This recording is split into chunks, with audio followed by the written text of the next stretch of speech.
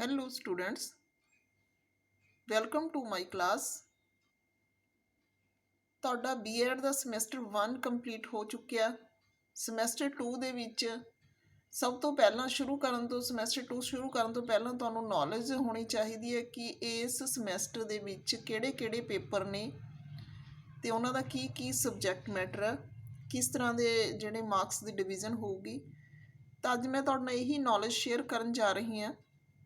Semester 2 ਦੇ ਵਿੱਚ ਸਭ ਤੋਂ ਪਹਿਲਾ ਪੇਪਰ ਹੈਗਾ ਤੁਹਾਡਾ ਪਹਿਲਾ ਮੀਨਸ ਸਮੈਸਟਰ 2 ਦਾ ਪਹਿਲਾ, ਪਰ ਓਵਰਆਲ ਬੀਐਡ ਦੇ ਵਿੱਚ ਦੇਖੀਏ ਤਾਂ ਇਹ 8ਵਾਂ ਪੇਪਰ ਆ ਬੀਐਡ ਦਾ। 8ਵੇਂ ਪੇਪਰ ਤੋਂ ਬਾਅਦ ਸਮੈਸਟਰ 2 ਸ਼ੁਰੂ ਹੁੰਦਾ ਹੈ। ਸੋਸ਼ੋਲੋਜੀਕਲ ਪਰਸਪੈਕਟਿਵ ਇਨ ਐਜੂਕੇਸ਼ਨ ਪੇਪਰ ਦਾ ਨਾਮ ਤੇ ਪੇਪਰ ਦਾ ਨੰਬਰ ਹੈਗਾ 8th। ਸਬਜੈਕਟ ਕੋਡ ਹੈਗਾ EDUBE ਐਡ 1208 ਤੇ ਟੀ। ਇਹਦਾ ਮਤਲਬ ਐਜੂ ਬੀਐਡ 1208 ਤੇ ਟੀ ਮੀਨਸ ਥਿਊਰੀ। ਤਾਂ ਥਿਊਰੀ ਦਾ ਜਿਹੜਾ ਪੇਪਰ ਅਸੀਂ ਕਰਨ ਜਾ ਰਹੇ ਹਾਂ, ਮੈਕਸੀਮਮ ਮਾਰਕਸ ਇਹਦੇ ਪੇਪਰ ਦੇ ਹੈਗੇ ਨੇ 100, ਜਿਹਦੇ ਵਿੱਚੋਂ 70 ਥਿਊਰੀ ਦੇ ਨੇ ਤੇ ਇੰਟਰਨਲ ਅਸੈਸਮੈਂਟ ਦੇ 30 ਮਾਰਕਸ ਨੇ ਤੁਹਾਡੇ। ਜੇ ਅਸੀਂ ਗੱਲ ਕਰੀਏ ਕਿ ਇਹ ਪੇਪਰ ਬੀਐਡ ਦੇ ਵਿੱਚ ਕਿਉਂ ਪੜ੍ਹਾਇਆ ਜਾਂਦਾ ਹੈ, ਇਸ ਦੇ ਆਬਜੈਕਟਿਵਸ ਕੀ ਨੇ, ਤਾਂ ਇਹ ਕੀ ਕਰਨ ਦੇ ਯੋਗ ਬਣਾਉਂਦਾ ਟੀਚਰਸ ਨੂੰ, to enable the student teachers to understand the concept of education from a sociological perspective। ਕਿਉਂਕਿ ਐਜੂਕੇਸ਼ਨ ਆ ਜਿਹੜੀ ਉਹ ਸਮਾਜਿਕ ਪ੍ਰਕਿਰਿਆ ਹੈ, ਤਾਂ ਸਮਾਜਿਕ ਪੁਆਇੰਟ ਆਫ ਵਿਊ ਤੋਂ, ਸਮਾਜਿਕ ਨਜ਼ਰੀਏ ਤੋਂ ਸਿੱਖਿਆ ਨੂੰ ਐਨਾਲਾਈਜ਼ ਕਰਨਾ, ਸਿੱਖਿਆ ਦਾ ਕੰਸੈਪਟ ਸਮਝਣਾ। ਇੱਕ ਤਾਂ ਇਹ ਚੀਜ਼ ਆ। Analyse social stratification in Indian society, inculcate human values among the learners. Social stratification ਜੋ ਇੰਡੀਅਨ ਸੋਸਾਇਟੀ ਦੇ ਵਿੱਚ ਫੈਲੀ ਹੋਈ ਹੈ ਉਸ ਨੂੰ ਐਨਾਲਾਈਜ਼ ਕਰਨਾ, ਸਮਾਜਿਕ ਸਤਰੀਕਰਨ। ਇੰਡੀਅਨ ਸੋਸਾਇਟੀ ਦੇ ਵਿੱਚ ਬੜਾ ਉਬੜ ਖਾਬੜ ਸਮਾਜ ਦਾ ਸਟਰਕਚਰ ਆ, ਜਿਹੜਾ ਬੈਲੈਂਸਡ ਸੋਸਾਇਟੀ ਨਹੀਂ ਹੈਗੀ ਸਾਡੀ, ਤਾਂ ਇਸ ਨੂੰ ਕਿਸ ਤਰ੍ਹਾਂ ਐਨਾਲਾਈਜ਼ ਕਰਨਾ ਹੈ। ਐਜੂਕੇਸ਼ਨ ਦੇ ਥਰੂ ਹੀ ਅਸੀਂ ਜਿਹੜੇ ਰਿਫੋਰਮਸ ਨੇ ਉਹ ਕਰ ਸਕਦੇ ਹਾਂ। ਤਾਂ ਤੁਹਾਨੂੰ ਇਹ ਪੇਪਰ ਪੜ੍ਹਾਉਣ ਦਾ ਮਤਲਬ ਇਹੀ ਆ ਕਿ ਤੁਸੀਂ ਸੋਸਾਇਟੀ ਦਾ ਓਵਰਆਲ ਜਿਹੜੀ ਆ ਤੁਸੀਂ ਉਸ ਨੂੰ ਸਟੱਡੀ ਕਰੋ ਅਤੇ ਉਸ ਦੇ ਅਕੋਰਡਿੰਗ ਤੁਸੀਂ ਐਜੂਕੇਸ਼ਨ ਪ੍ਰੋਵਾਈਡ ਕਰੋ, ਅਤੇ ਜਿਹੜੀਆਂ ਹਿਊਮਨ ਵੈਲਿਊਜ਼ ਨੇ ਉਹ ਸਟੂਡੈਂਟਸ ਦੇ ਵਿੱਚ ਭਰੋ। Be an agent of change for removal of various type of ਡਿਸਪੈਰਿਟੀਜ਼।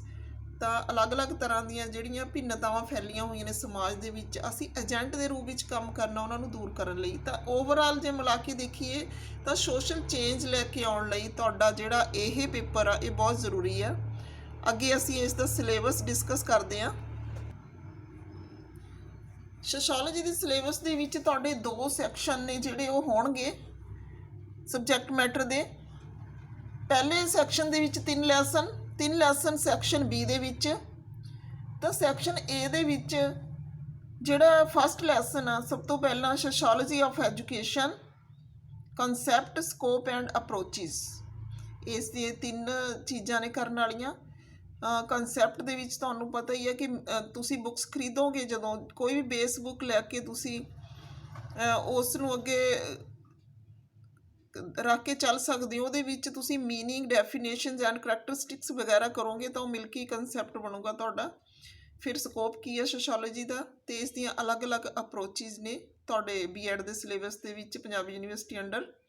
ਫਿਰ ਸੈਕਿੰਡ ਹੈਗਾ ਜਿਹੜਾ ਤੁਹਾਡਾ ਪਾਰਟ ਕਲਚਰ, ਉਹਦੇ ਵਿੱਚ ਵੀ ਕੰਸੈਪਟ ਆ, ਕਰੈਕਟਰਿਸਟਿਕਸ ਨੇ ਕਲਚਰ ਦੀਆਂ, ਅਕਲਚਰੇਸ਼ਨ ਐਂਡ ਐਨਕਲਚਰੇਸ਼ਨ ਦਾ ਜਿਹੜਾ ਇਹ ਕੰਸੈਪਟ ਆ, ਪ੍ਰੋਪੇਗੈਂਡਾ, ਇਹ ਚੀਜ਼ਾਂ ਨੇ ਜਿਹੜੀਆਂ ਤੁਹਾਡੀਆਂ ਸੈਕਿੰਡ ਲੈਸਨ ਦੇ ਵਿੱਚ ਨੇ। ਫਿਰ ਹੈਗਾ third lesson social stratification, caste, class, gender, religious stratification in Indian society, social versus natural inequality. ਤਾਂ ਸਾਰਾ ਜਿਹੜਾ ਕੰਸੈਪਟ ਆ ਇਹ ਤੁਹਾਡਾ ਸੈਕਸ਼ਨ ਏ ਦੇ ਵਿੱਚ ਹੋਏਗਾ। ਸੈਕਸ਼ਨ ਬੀ ਦੇ ਵਿੱਚ ਐਜੂਕੇਸ਼ਨ ਨਾਲ ਰਿਲੇਟਡ ਆ।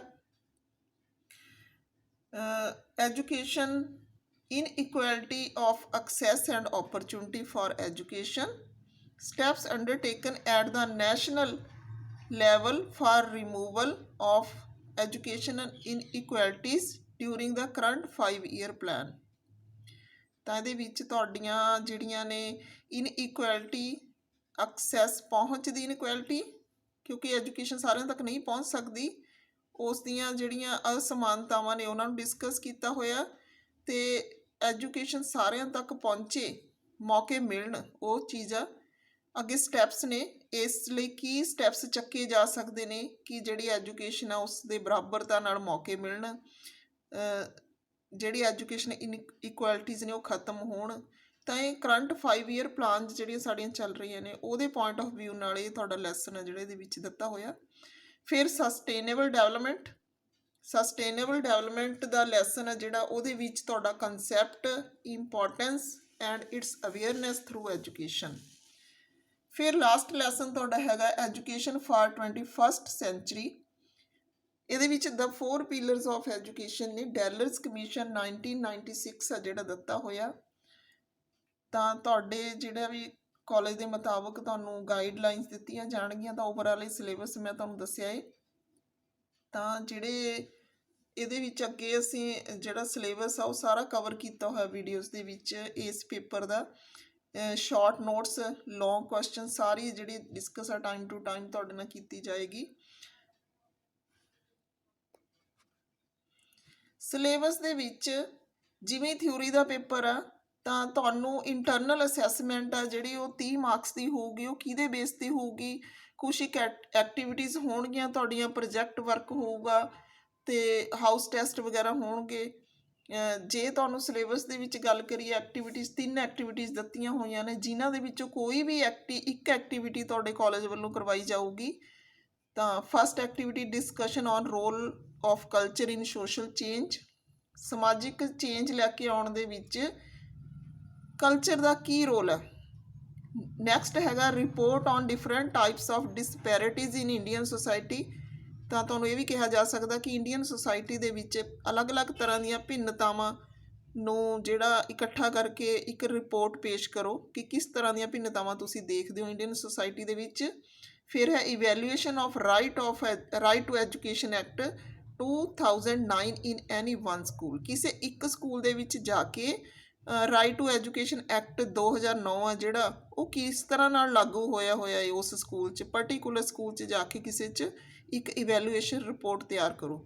ਤਾਂ ਇਸ ਤਰ੍ਹਾਂ 3 ਜਿਹੜੇ ਨੇ ਐਕਟੀਵਿਟੀਜ਼ ਨੇ, ਕੋਈ ਵੀ ਇੱਕ ਐਕਟੀਵਿਟੀ ਤੁਹਾਨੂੰ ਦਿੱਤੀ ਜਾ ਸਕਦੀ ਹੈ। ਤਾਂ ਤੁਹਾਡੇ ਕਾਲਜ ਦੇ ਮੁਤਾਬਕ ਜਾਂ ਇਹ ਵੀ ਕਿਹਾ ਜਾ ਸਕਦਾ ਵੀ ਕੋਈ ਇੱਕ ਐਕਟੀਵਿਟੀ ਤੁਸੀਂ ਕਰੋ। ਠੀਕ ਹੈ ਜੀ। ਤਾਂ ਅੱਜ ਲਈ ਇੰਨਾ ਹੀ ਕਾਫੀ। ਅੱਗੇ ਫਿਰ ਡਿਸਕਸ ਕਰਾਂਗੇ ਨੈਕਸਟ ਜਿਹੜਾ ਪੇਪਰ ਆ। ਤਾਂ ਬਣੇ ਰਹੋ ਚੈਨਲ ਦੇ ਨਾਲ ਇਨਫੋਰਮੇਟਿਵ ਵੀਡੀਓਜ਼ ਦੇਖਣ ਲਈ। ਅਤੇ ਸਬਜੈਕਟ ਮੈਟਰ ਆ ਜਿਹੜਾ, ਚਾਹੇ ਤੁਹਾਡਾ ਪੇਪਰਾਂ ਦਾ ਹੈ ਜਾਂ ਤੁਹਾਡਾ ਪ੍ਰੈਕਟੀਕਲਾਂ ਦਾ 3rd ਸਮੈਸਟਰ ਦਾ, ਸਾਰਾ ਤੁਹਾਨੂੰ ਅਵੇਲੇਬਲ ਹੋਊਗਾ। Okay, thanks.